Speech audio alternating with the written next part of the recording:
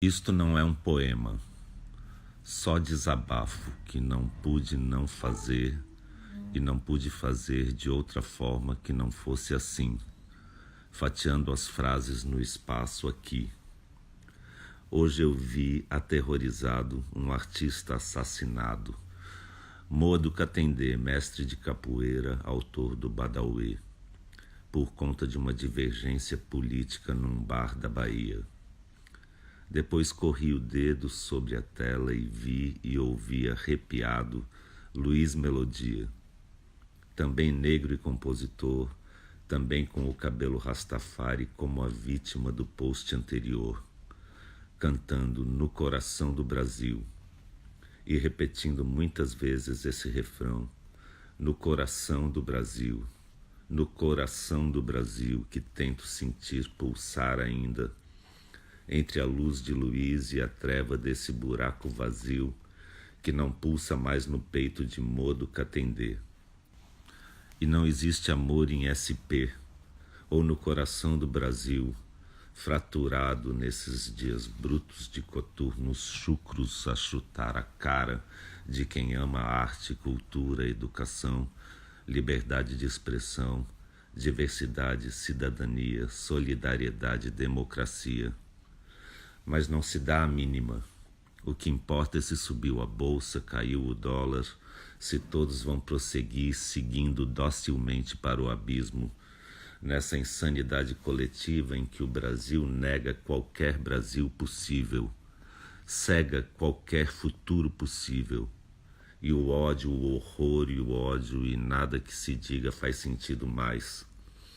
Para que expor na cara desses caras a palavra explícita, gravada em vídeo e repetida,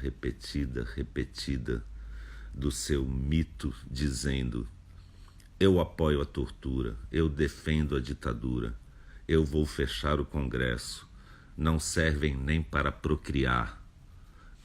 Não te estupro porque você não merece. A gente vai varrer esses vagabundos daqui. O erro foi torturar e não matar. Viadinho tem que apanhar, etc, etc, etc, etc e tudo mais que repete incansavelmente há anos ante câmeras e microfones. Para que mostrar de novo e de novo o mesmo nojo, se é justamente por isso que o idolatram? E sempre haverá os que vêm disfarçar, dizendo: estamos entre dois extremos. Sim, mas veja a Venezuela. É para acabar com a corrupção. Nós queremos segurança, ou não é bem assim. Enquanto constatamos cada vez mais que sim, é assim mesmo, é assim que é. Mas como li por aí, como explicar a Lei Rouanet para quem ainda não assimilou a Lei Áurea? Ou como explicar a Lei da Gravidade para quem ainda crê que a Terra é plana? E querem defender sua ignorância com dentes e garras. Querem matar, atirar, vingar a quem? Em nome de quem? Pátria, família, propriedade, segurança? Se nessa seara não há direitos nem respeito, ensino ou dignidade, só horror e ódio, ódio e horror. As palavras perdem a clareza, os valores perdem o valor, a vida perde o valor.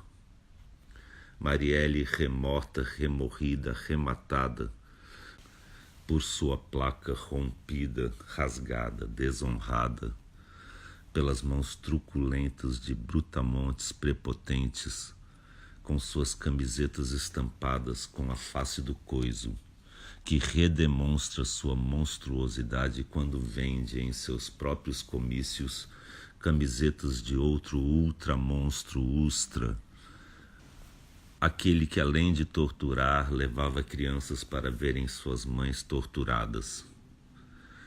E esses mesmos abomináveis que, diante de uma claque vergonhosa, se orgulham de terem rasgado as placas com o nome Marielle Franco, estão, sim, agora eleitos, satisfeitos, mas não saciados de todo o sangue de inocentes que há de correr só por serem diferentes, excitando em outros o desejo de exercer seu obscuro poder de milícia, polícia, esquadrão da morte, e o anúncio da rocinha metralhada como solução, a barbaridade finalmente institucionalizada como diversão, o Brasil finalmente sem coração. Fora da ONU e dos acordos internacionais pelo meio ambiente, sem controle de sensatez ou mentalidade, sem limite humanitário. Não vai ter ONG, não vai ter ativismo, não vai ter mimimi. Bradam cheios de si e de ódio, criminosos contra o crime, opressores pela família, amorais pela moral. Apesar de todos os alertas da imprensa internacional, de esquerda, de centro, de direita, só não vê quem não quer a tragédia anunciada, divulgada não como boato, mas escancaradamente enquanto empoderados pelo discurso de ódio, de horror e ódio, seus eleitores já saem pelas ruas dando tiros e gritos, enxurradas de fakes, suásticas nazistas gravadas com canivete na pele da menina que usava ele não estampado na blusa. E a promessa de violência desmedida se concretizando antes mesmo de começar o segundo turno. E nem 1 centímetro de terra para os índios, e nem um pingo de direitos civis ou humanos. E a volta da censura e o ódio, o horror e o ódio, para encerrar de vez o sonho de uma nação que tem a chance de dar ao mundo sua contribuição original, agora fadada a repetir o que de pior já houve na história. Sem história agora, sem Museu Nacional, nem cultura, nem educação, abolir filosofia e arte.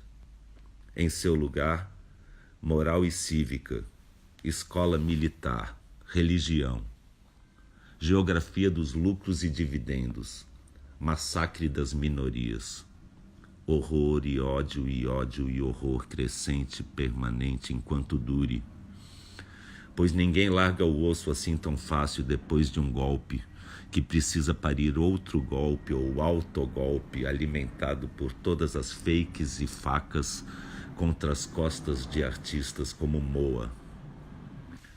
Mas na cabeça de quem apoia tudo se justifica. O fascismo, a tortura dos presos, o sumário julgamento sem júri, autorização dada à polícia para matar, e o ódio aos pobres, as blitzes ostensivas, a guerra declarada dos que aceitam assassinos para combater bandidos. Se tudo está invertido mesmo, pobre elegendo milionário pelo avesso e ao contrário, então se autoriza a sórdida barbárie dos fortes contra os fracos. Algo está muito doente no Brasil, no descoração do Brasil, que mente, se omite, agride, regride, para avançar sem freios em direção ao fascismo, seguindo a música hipnótica do ódio, horror e ódio, pregados em igrejas em nome de Deus e de Cristo. Só desamor em nome de Cristo, violência e brutalidade em nome de Cristo, armas e tortura e preconceito em nome de Cristo, de Deus e de Cristo.